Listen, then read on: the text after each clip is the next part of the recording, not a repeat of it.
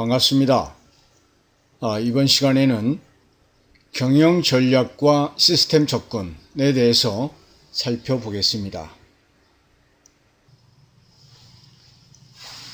우리 산업공학에서 다루는 시스템의 중요한 특성은 목표를 갖는다는 점입니다. 목표가 주어지면 시스템은 스스로 자기가 나아갈 방향과 움직이는 경로를 결정하는 전략을 수립하게 되지요. 그렇다면 도대체 전략이란 무엇인가? 전략의 정의는 시스템의 목표에 따라, 시스템 구성원의 가치관에 따라, 또는 시스템 외부의 환경이나 조건에 따라 다양한 형태나 내용으로 제시가 됩니다.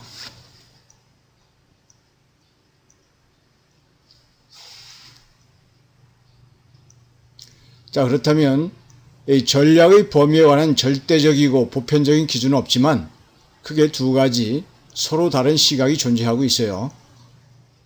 먼저 좁은 의미로 해석하면 전략은 기업의 경영 목표를 설정하고 행동 방향을 결정하며 이를 위한 중장기 계획을 작성하는 활동이라고 정의할 수 있다, 이거죠.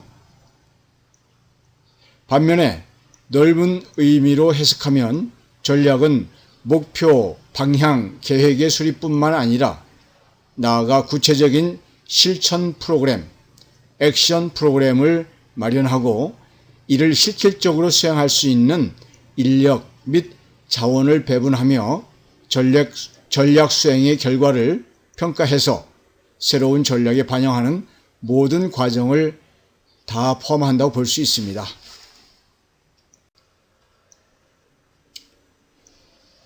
전략 개념이 시대에 따라서, 즉 환경의 변화에 따라서 전략 개념도 변화되어 왔습니다. 1960년, 70년대에는 그 안정적 고도 성장, 사업 규모의 확충과 영역의 다각화, 경영 기능의 세분화, 그 핵심 내용은 중장기 경영 계획의 수립, 다양한 경영 기능과 조직의 종합 조정에 있다. 이어서 1980년대에는 경제 성장의 둔화와 국가 경쟁력의 다극화, 그리고 경제 환경의 불확실성, 산업 구조의 고도화 등이 배경으로 깔리고, 이때의 전략 개념은 시스템적 접근, 산업 구조의 분석, 경쟁 구조의 의상 분석, 사업 영역의 선택, 그리고 1990년대 이후에는 그 배경이 핵심 경쟁 우위의 중요성, 경영 환경의 글로벌화, 기술 집약적 경쟁, 정보통신기술의 발전 모두 이해되는 부분이죠. 그 핵심 내용으로는 기업 구조의 조정, 경영 과정의 설계, 경영 자원의 활용, 핵심 역량의 확보 등으로 이렇게 변천되어 왔습니다.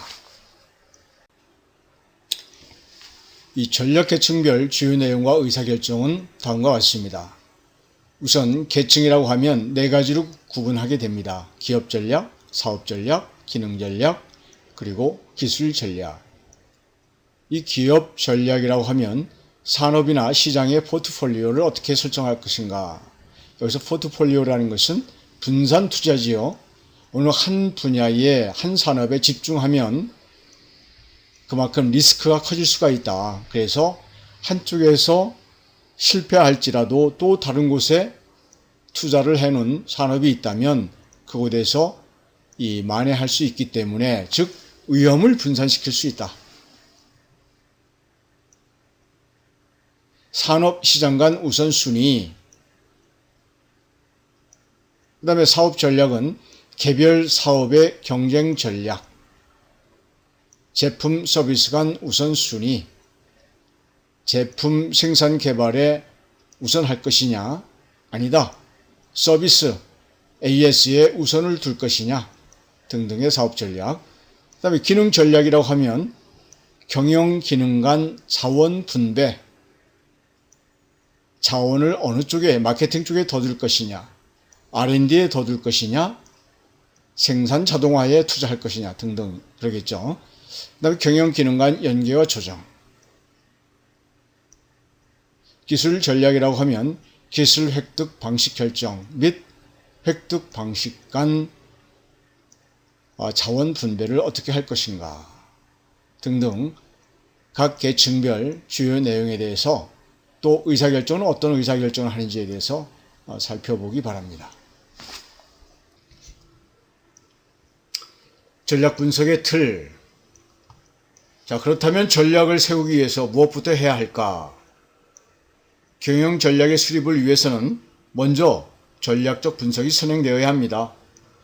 전략 분석은 경영 전략의 수립을 위한 사전 활동인 것이죠. 왜냐하면 지금 우리가 어느 상태에 있고 또 어떤 문제가 있으며 남들과 비교해서 강점과 약점이 무엇인지를 알아야 그에 대응하는 전략을 세울 수 있기 때문입니다. 그렇다고 분석을 위한 분석, 즉 주관적이고 직관적인 분석에 그친다면 오히려 전략 수립에 혼란만 줄 수 있습니다. 따라서 전략 분석을 좀 더 체계적이고 과학적으로 하기 위해 다양한 분석의 틀을 사용하고 있습니다.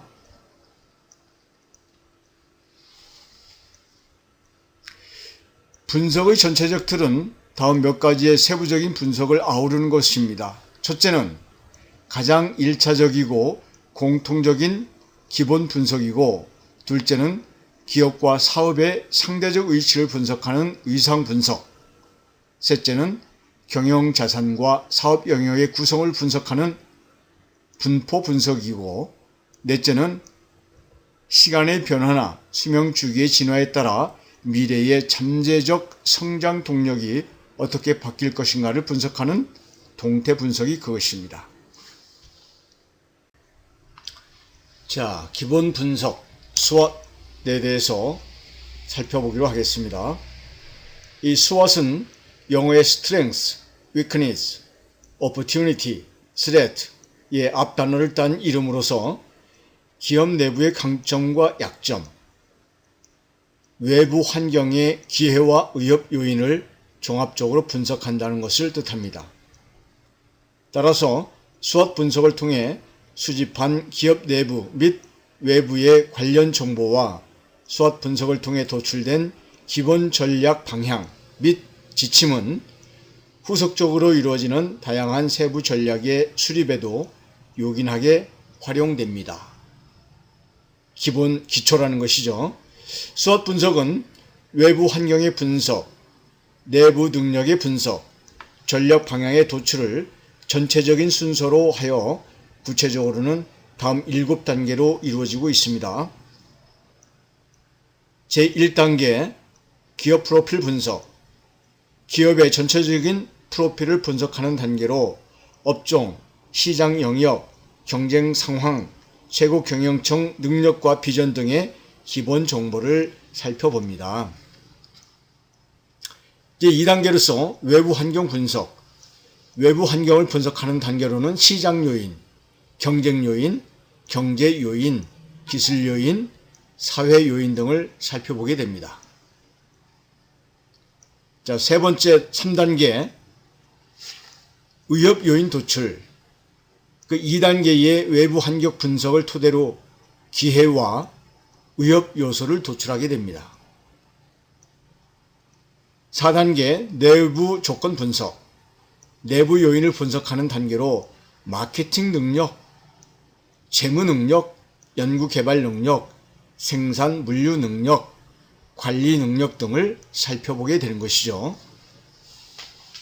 자, 5단계 강점, 약점의 도출. 4단계의 내부 요인을 분석을 토대로 해서 강점, strength, 약점, weakness를 도출하는 것입니다. 자, 6단계는 SWOT 매트릭스 도출. 자, 위의 단계를 종합해서 SWOT 매트릭스를 도출한다.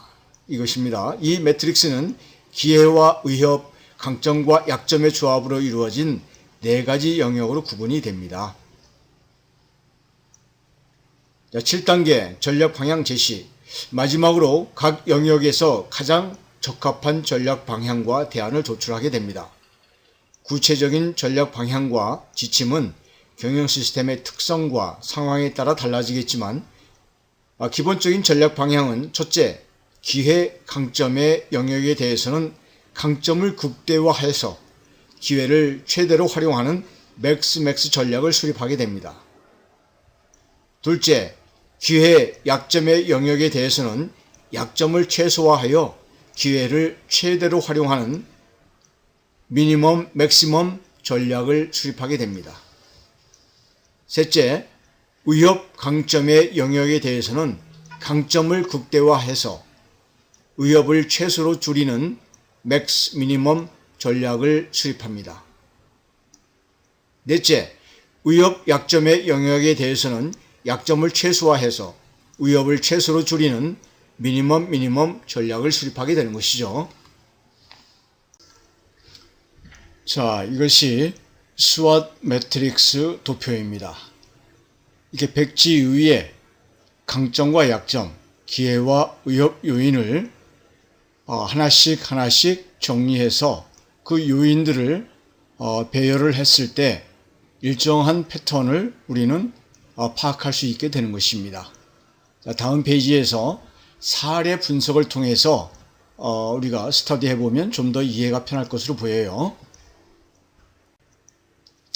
자, 이 페이지에서 한번 살펴봅시다. 스왓 분석에 자주 등장하는 항목의 예다.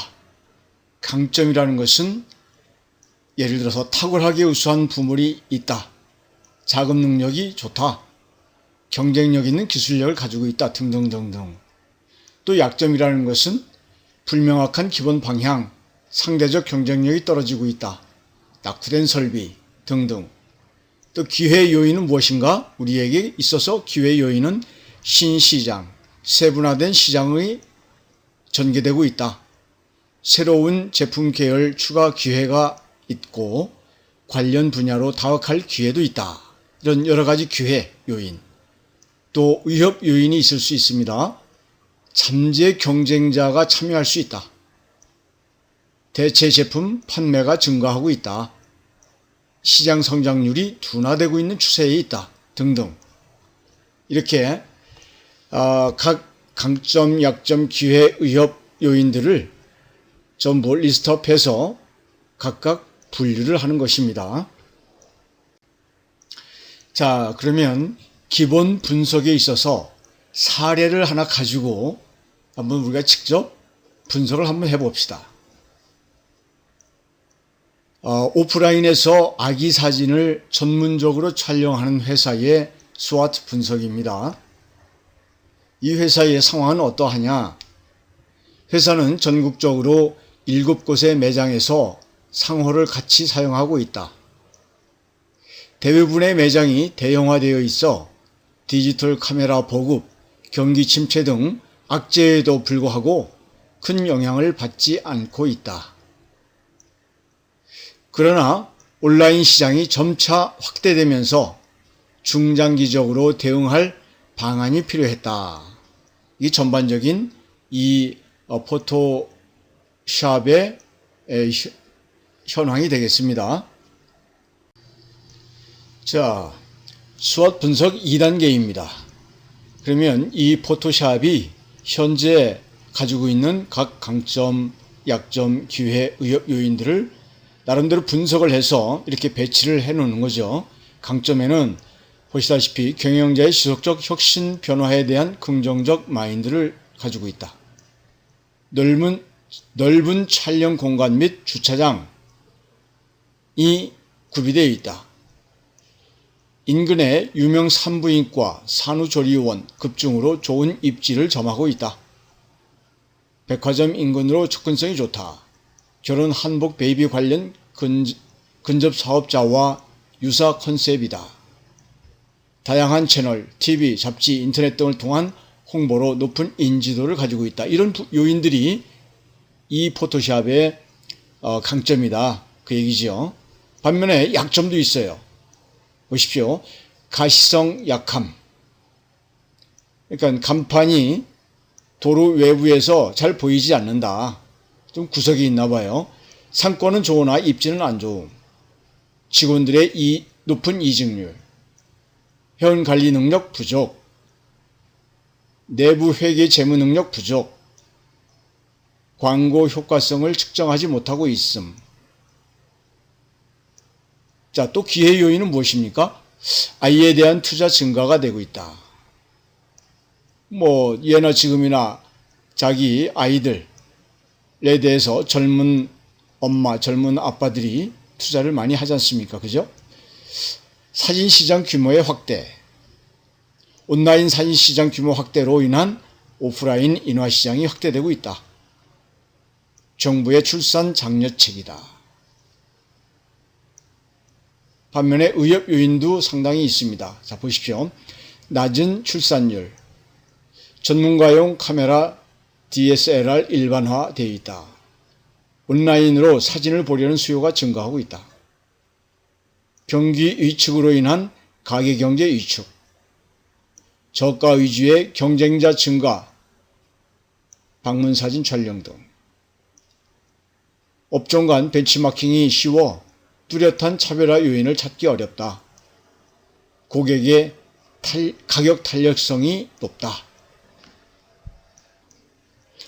자, 세 번째 단계로 활동 대안을 강구합니다.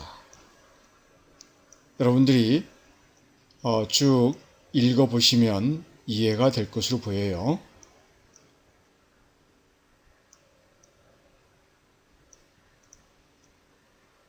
여기 example에서 S101 이라든가 또 하단에 보면 W1, T1 이렇게 표기되어 있는데 다음 장에서 이 부분이 이해가 될 거예요. 일단 다음 장에서 또 볼 수 있도록 하겠습니다.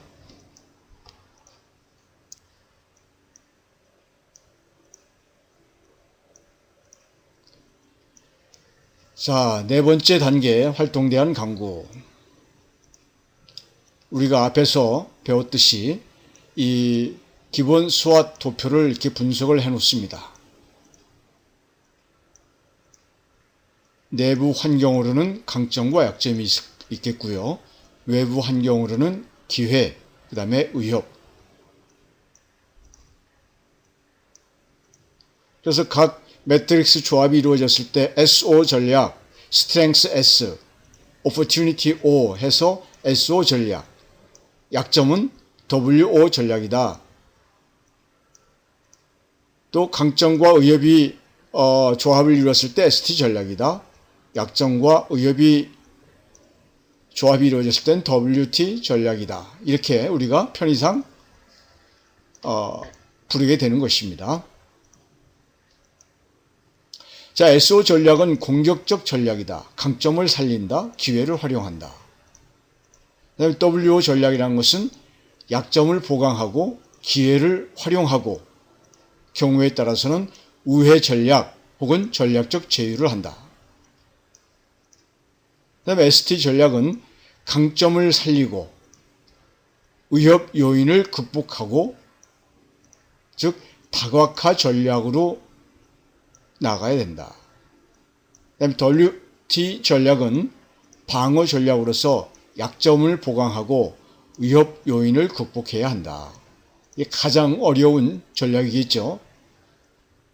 이 약점과 위협, 위크니스와 스레트가 모두가 상존하는, 공통적으로 상존하는 그런 가장 고충스러운, 극복하기 어려운 그런 이 요인들로 조합이 이루어져 있네요.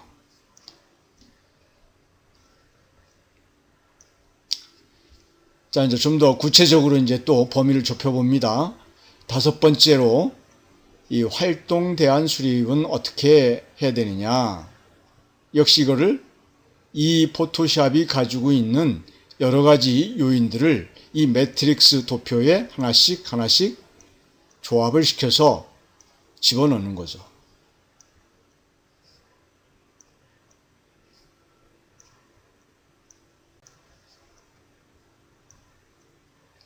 자, 6단계 활동 대안 설명. 자, SO 전략이죠. Strength Opportunity 전략. 시장 점유율 확장 전략이다.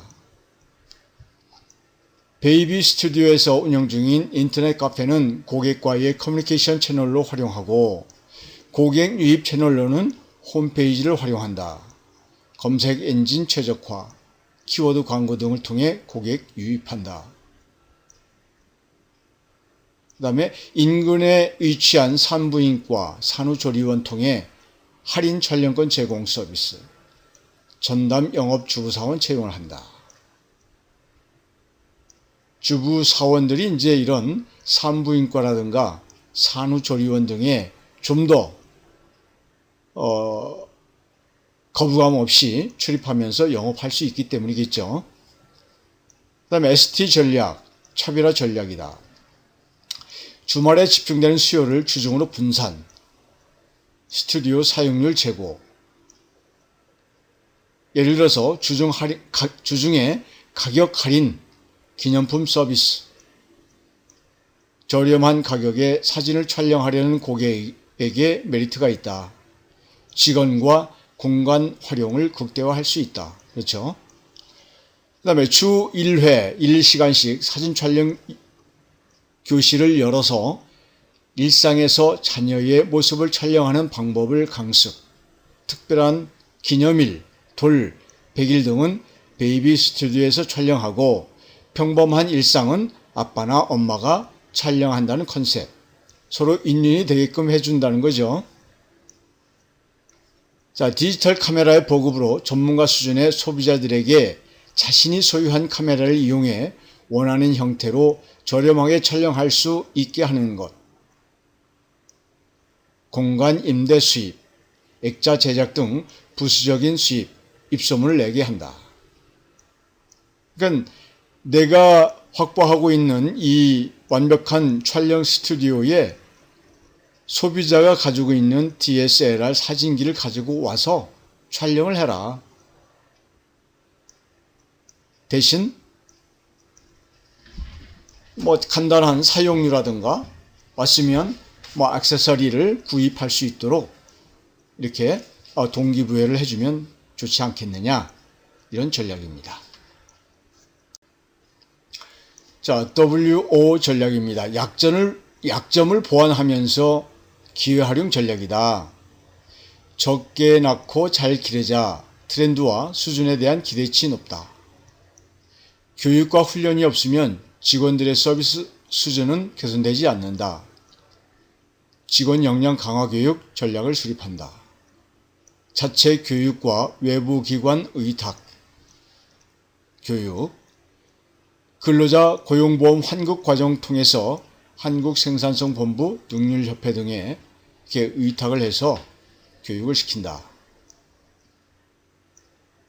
WT 전략, 약점은 보완하고 위협은 극복할 수 있는 방법을 모색하는 그런 전략이죠. 직원과 고객이 실제적으로 만나는 곳에 서비스를 표준화한다. 이직률이 높으면 그만큼 고객 서비스가 좋지 않다는 사실을 의미하기 때문이죠. 업무 프로세스 중 고객과 실제로 대면하는 상담, 예약, 촬영, 모니터, 출고, AS 단계에서 서비스를 표준화해서 매뉴얼을 숙지토록 해야 한다. 동기부여를 통해 직원들의 이직률을 낮추기 위한 전략, 서비스를 제공하는 종업원과 그들을 지원하는 기술, 교육훈련 및 고객 만족 등에 투자한 후 성과에 따라 보상하는 그런 전략이다. 자, 여러분, 지금까지 설명한 기본 분석 이해가 되시죠? 기본 분석을 마친 다음에 수행하는 전략 분석으로는 위상 분석을 들 수 있습니다. Position Analysis. 위상 분석은 분석과 조사의 대상이 되는 중요한 요인들에 대해서 우리 기업이 다른 기업과 비교하여 상대적으로 어떤 위상을 차지하고 있는지, 어느 영역에 존재하고 있는지를 살펴보는 관점입니다. 또는 제품 수준까지 내려가서 우리 제품이 타사 제품과 비교하여 가격, 성능, 효능 등의 관점에서 어떤 차이를 보이는지를 알아보기도 합니다. 본 슬라이드 그림에서 같은 자동차 시장 안에서도 고급 승용차 중심의 기업과 소형 스포츠 중심의 기업은 시장의 의상이 사뭇 다르지요. 의상 분석의 목적과 용도는 크게 두 가지로 요약할 수 있습니다. 첫째는 우리 기업의 상대적 경쟁력을 파악하는 일입니다. 상대 비교의 핵심이 되는 요인을 기준으로 여타 기업, 특히 경쟁 기업과 비교한 우리 기업의 위치가 어디에 있는지를 알아보는 것이 중요한 목적입니다.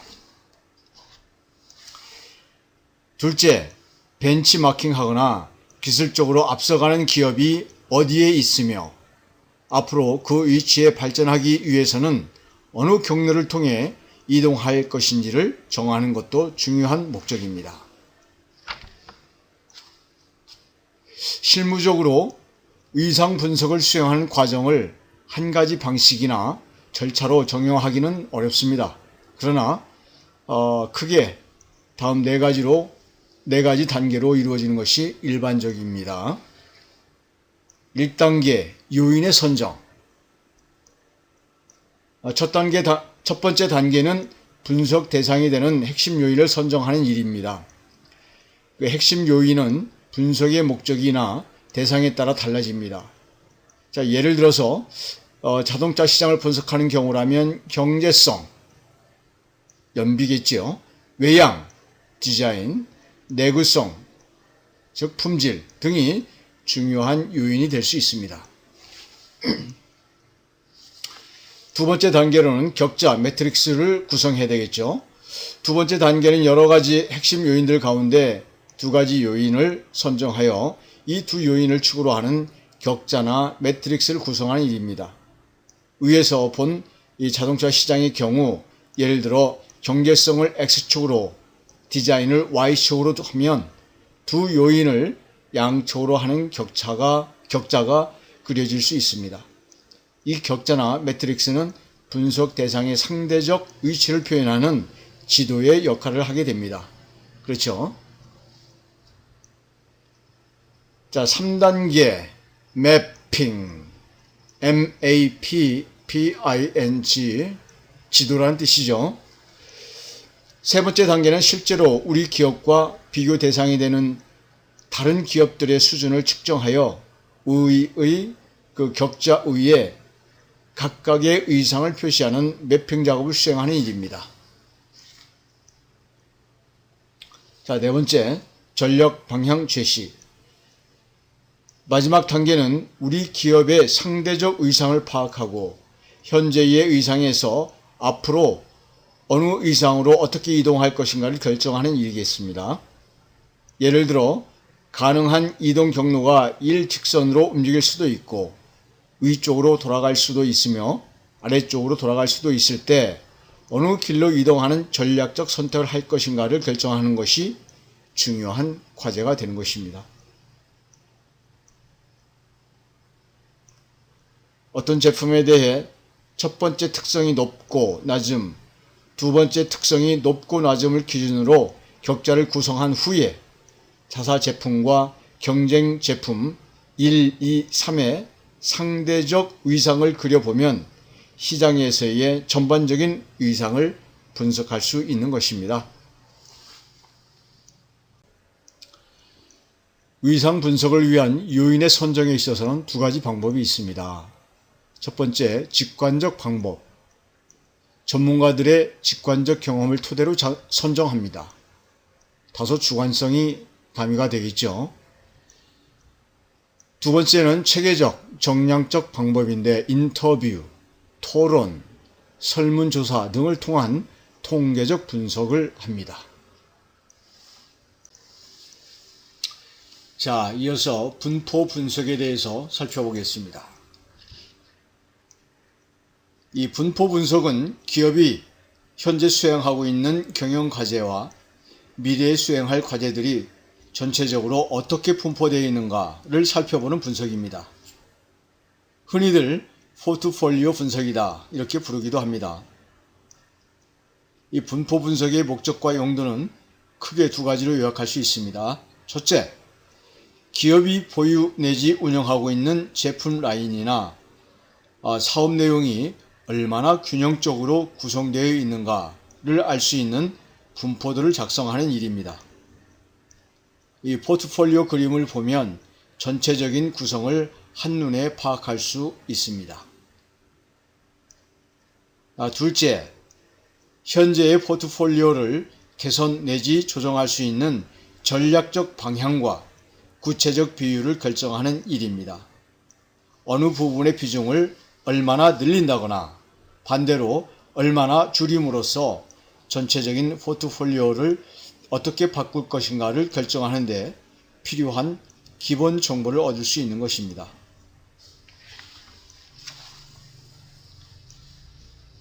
분포 분석 가운데 가장 오랫동안 사용되어서 교과서적 표준이 된 것이 이른바 BCG 매트릭스가 있습니다. 미국의 유명한 컨설팅 회사의 이니셜을 딴 건데 보스턴 컨설팅 그룹이 제안하여 유명해진 이 매트릭스는 이 뒷장 슬라이드에 있는 것처럼 시장 성장률과 시장 점유율을 두 축으로 하는 매트릭스 위에 그 기업이 수행하고 있는 사업부들이 어떻게 분포되어 있는가를 분석하는 데 이용되고 있습니다. BCG 매트릭스를 토대로 이 분포 분석을 수행하는 절차를 몇 개의 단계로 나누어서 살펴보겠습니다. 뒷장 슬라이드 살펴보십시오. 자, 1단계 요인의 선정. 의상 분석과 마찬가지로 첫 번째 단계는 분석 대상이 되는 핵심 요인을 선정하는 일입니다. 핵심 요인은 물론 분석의 목적이나 대상에 따라 달라질 수 있습니다. 뒷장 그림에서 보듯이 미래를 의미하는 시장의 성장성과 현실을 뜻하는 시장의 점유율은 요인을 구성하는 좋은 예로 들 수 있습니다. 자, 두 번째, 매트릭스 구성. 두 가지 요인을 선정해서 이 두 요인을 축으로 하는 매트릭스를 구성하는 일입니다. 예를 들어서 이 성장성을 열로 하고 점유율을 행으로 하면 하나의 매트릭스가 구성이 되고 이를 각각 높음과 낮음으로 나누면 다시 2x2 4분면으로 세분할 수 있겠죠. 각 분면은 성장성과 점유율이 모두 높음 스타. 잠재적 성장성은 높으나 점유율에 문제가 많은 problem child. 중장기적인 성장성은 이미 소진되었지만 현재의 점유율과 수익성이 높은 캐시 카우. 목축산업이 성장산업은 아니죠. 그렇지만 계속 젖소로부터 이 젖을 짜서 우유를 만들 수 있으니까 이 돈이 된다. 수익성이 좋다. 그래서 캐시카우라고 부릅니다. 성장성과 수익성이 모두 낮은 닭, 레이지 덕으로 명명할 수 있다. 게으른 나태한 닭이다. 3단계 매핑입니다. 분석 대상이 되는 개별 제품이나 기술의 수준을 측정해서 매트릭스 위에 적절한 위치에 배치시키는 매핑 작업을 통해 분포들을 만드는 일입니다. 분포도의 좋고 나쁨에 대해 절대적인 기준을 말할 수는 없지만 가장 바람직한 구조는 현재의 수익성이 좋은 캐시카우와 미래의 잠재적 수익원이 되는 스타에 많은 사업부가 배치되어 있는 형태일 것입니다. 그렇겠죠? 자, 이제 마지막 네 번째 단계, 전략 방향 제시. 이 다른 분석과 마찬가지로 마지막 단계는 포트폴리오를 개선 내지 조정할 수 있는 전략적 방향과 대안을 도출하는 일입니다. 구체적인 실천 전략은 달라질 수 있지만 기본적인 원칙과 지침은 다음과 같습니다. 우선 아무 쓸모가 없는 레이지 덕은 가능한 한 빠른 시간 내에 철수시키고, 이 프로블럼 차일드는 포기하든지 아니면 스타로 키우든지 선택의 결정을 해야 하는 것입니다. 한편 이 캐시 카우에서 벌어들인 현금은 스타의 육성에 투자하고, 동시에 스타는 빠른 시간 내에 캐시 카우가 될 수 있도록 관리함으로써 지속적인 선순환 구조를 만들어야 한다. 이게 바로 전략 방향 제시가 되는 것입니다.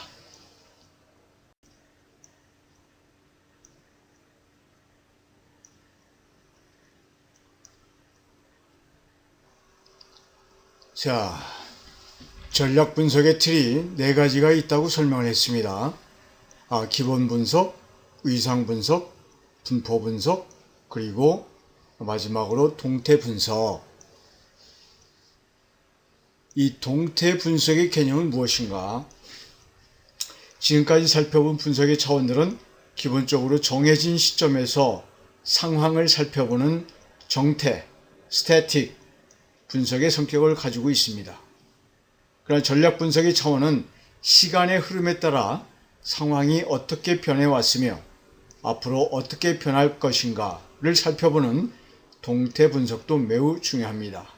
Dynamic Analysis.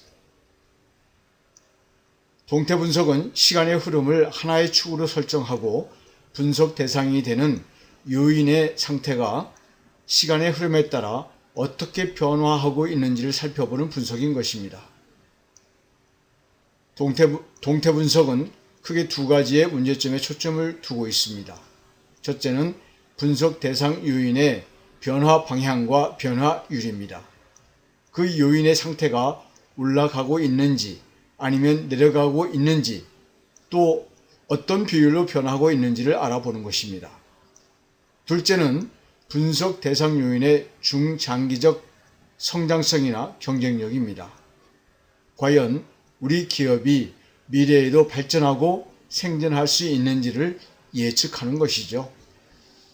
그 절차로서는 1단계로 시간축의 결정,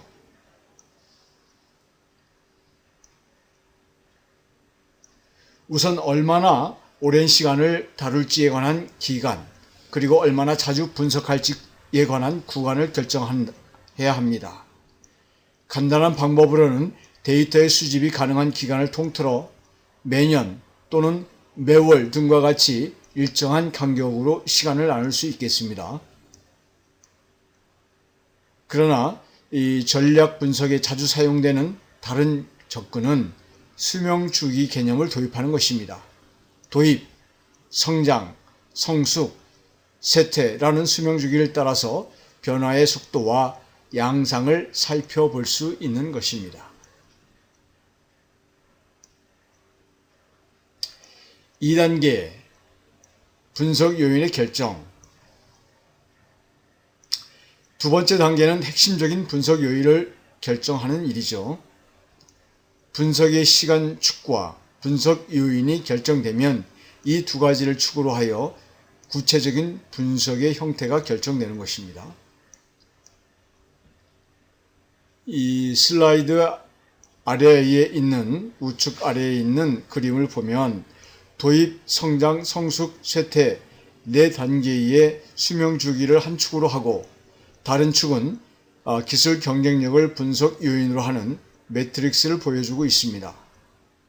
따라서 이 매트릭스는 수명 주기의 축을 통해 동태 분석을, 기술 경쟁력의 축을 통해 분포 분석을 결합한 것임을 알 수 있습니다.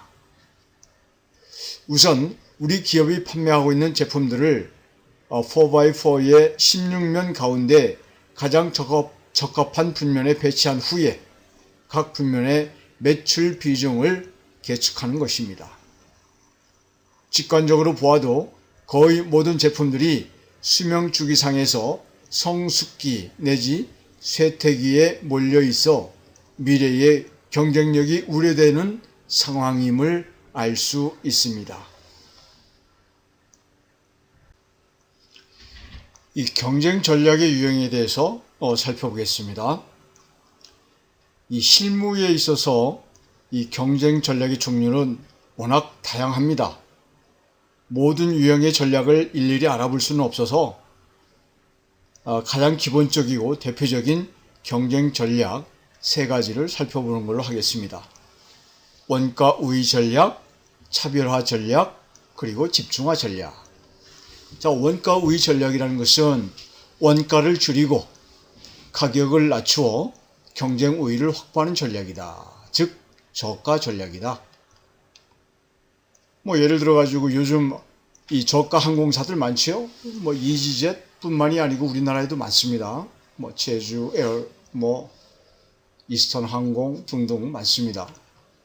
또 맥도날드. 이 맥도날드가 굉장히 이 대중적인 브랜드인데도 불구하고 아주 고급 브랜드는 아니지요. 그죠? 상품이 고급이 아니다는 얘기죠. 대중적이다. 저가로. 그렇지만 엄청나게 많은 양을 팔고 있습니다. 이 저가 전략을 실행하기 위한 조건이 몇 가지가 있는데 확실한 고객 집단이 있어야 되겠다. 싼 제품을 실비를 이용해서 우리 제품을 살 수 있는 그런 고객 집단이 있는가. 규모의 경제 효과를 가져올 수 있는 설비 구축. 그러니까 박리담회할 수 있는 그런 환경이 구축되어 있는가.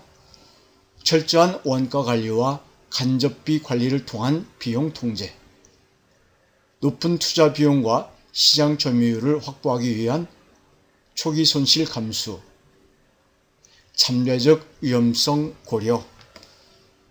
이 얘기는 무슨 얘기냐면 흔히 싼 게 비지떡이다 라고 말하는 의미의 제품이나 서비스로 인식될 수 있다는 점을 명심해야 된다.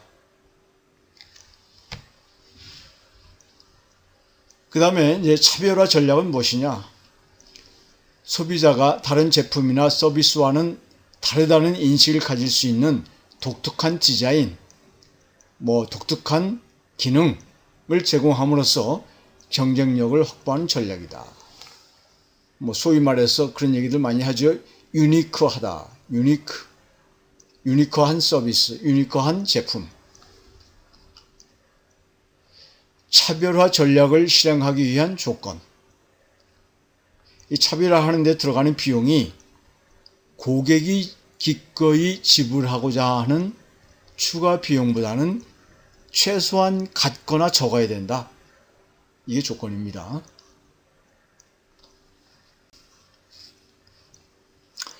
자, 집중화 전략이라는 것은 무엇이냐?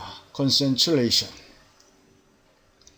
크기는 작지만 성격이 분명한 목표 시장에 집중하는 전략이다.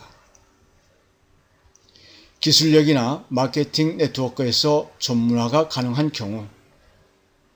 자, 예를 들어서 특정 서비스 분야에 집중하는 전략의 예를 전문 병원 마크에서 찾아볼 수 있습니다.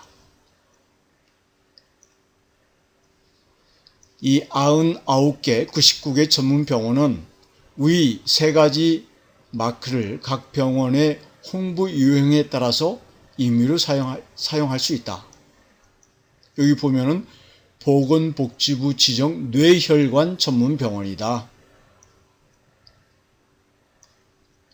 병원도 다양한 진료 과목이 있겠죠. 그런데 예를 들어서 명지병원이라고 있습니다. 명지병원은 뇌혈관 전문 병원이다. 이렇게 인식이 많이 돼 있죠.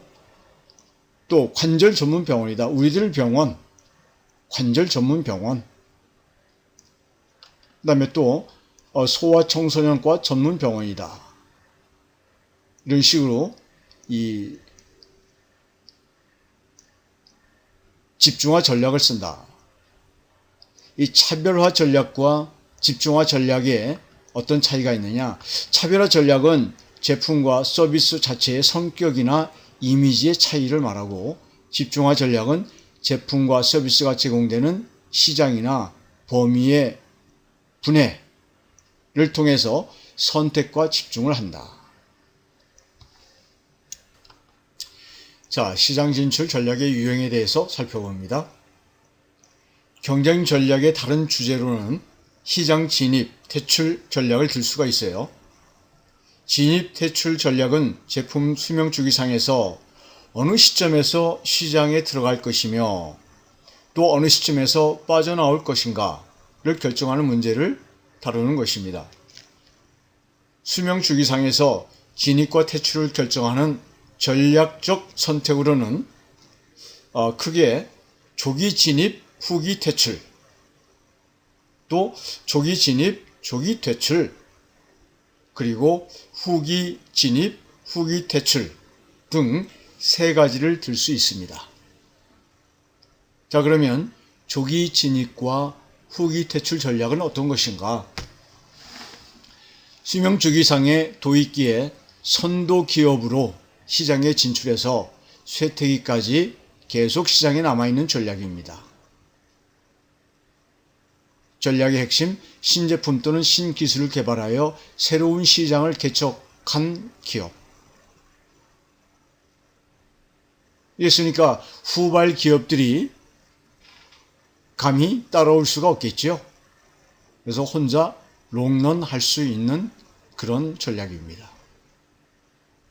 전략의 주체는 선도 기업, 시간의 흐름에 따른 기업 규모 변화 및 기술 혁신. 여기에도 이제 장단점이 있습니다. 장점으로는 브랜드 이미지 확보. 저 기업은 정말 이 미지의 시장을 개척해서 선도해 나간다. 이런 아주 긍정적인 포지티브한 이미지를 확보할 수 있고요. 시장 표준도 선도할 수 있다. 그래서 이 다국적 기업들 보십시오. 삼성, LG, 화웨이, 애플, 그 폴더블 폰을 놓고 어느 누가 시장에 먼저 진출을 해서 그 시장의 표준을 선도하느냐에 사활을 겁니다.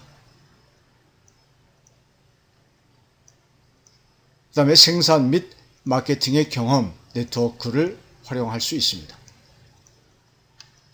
단점으로는 지속적으로 시스템을 바꾸는 데 드는 전환 비용이 크다. 계속 R&D 해 나가야 되겠죠? 업그레이드 시켜야 되겠죠? 그러다 보니까 그때마다 수많은 그 개발비와 시스템 전환 비용이 들 수밖에 없습니다. 두 번째, 이제 조기 진입과 조기 퇴출 전략이 있습니다. 수명 주기상의 도입기에 선도 기업으로 시장에 진출한 후에 성장기 후반 내지 성숙기 초반에 시장에서 빠져나오는 전략입니다. 치고 빠진다. 한 건 하고 나온다. 이렇게 보면 이해가 쉽겠네요. 전략의 핵심은 성숙기의 퇴출 후 신시장 개척으로 경영 방식을 전환하는 것입니다. 그러니까 단물을 다 빼먹고 빨리 빠져나와서 새로운 시장에 또 진출할 수 있는 그런 이 연구 개발, 신제품을 개발한다. 이 전략의 주체는 주로 기술 집약적 벤처 기업들이 그렇게 이제 하게 됩니다. 여기에도 장단점이 있습니다. 장점으로는 신축성 및 적응성이 뛰어나다. 벤처 기업들이 그렇죠. 아주 유연하고 신축성이 높은 그런 장점을 가지고 있습니다. 전환 비용이 거의 없다. 치고 빠짐으로 더 이상 그 제품을 업그레이드 시키는 그런 R&D 비용, 시스템 전환 비용이 발생할 수가 없습니다. 단점으로는 위험도와 불확실성이 크다. 새로운 시장만 쫓아다니니까 그 시장이 과연 시장으로서 형성이 될 수 있겠느냐? 그것은 미지수다. 규모의 경제 활용이 어렵다. 이 덩치가 크면요, 규모가 큰 그런 기업들은 이렇게 신축적으로 유연하게 치고 빠질 수가 없습니다. 자, 이제 세 번째, 후기 진입, 후기 퇴출 전략이 있겠습니다. 성장기에 후발 기업으로 시장에 진출, 쇠퇴기까지 남아있는 전략입니다. 전략의 핵심 내용은 시장 규모를 확인한 후 가격 경쟁력, 마케팅 능력, 유통망, 자금력 등의 우월적 경쟁력을 활용하는 것입니다. 전략의 주체는 후발 대기업이 기술 집약적 중소기업의 기존 시장 잠식할 때 선택하게 되는 시장 진입 전략입니다. 장단점이 있겠지요. 장점으로는 시장의 불확실성이 낮다. 이미 선도 기업들이 시장을 형성해 놓았기 때문에 불확실성이라는 것은 거의 없다고 볼 수 있겠죠. 자, 단점은 무엇이겠습니까? 대규모 초기 투자가 필요합니다. 그 다음에 부정적인 기업 이미지 생성 가능성이 있습니다. 자, 생각해 보십시오. 벤처기업 또 중소기업들이 열심히 기술 개발해서 시장을 형성시켜 놓았더니 모 대기업은 뒤늦게 숟가락만 들고 뛰어들더라. 이런 부정적인 기업 이미지가 생성될 수 있다. 자, 오늘 공부 열심히 해봤습니다. 이해 안 되는 부분들은 여러분들 이메일을 활용해서 저에게 질문해 주시기 바랍니다. 다음 시간에는 이 경영조직과 시스템 접근, 그리고 그 다음 시간에는 제조 시스템의 설계에 대해서 계속 공부해 나가도록 하겠습니다. 수고하셨습니다.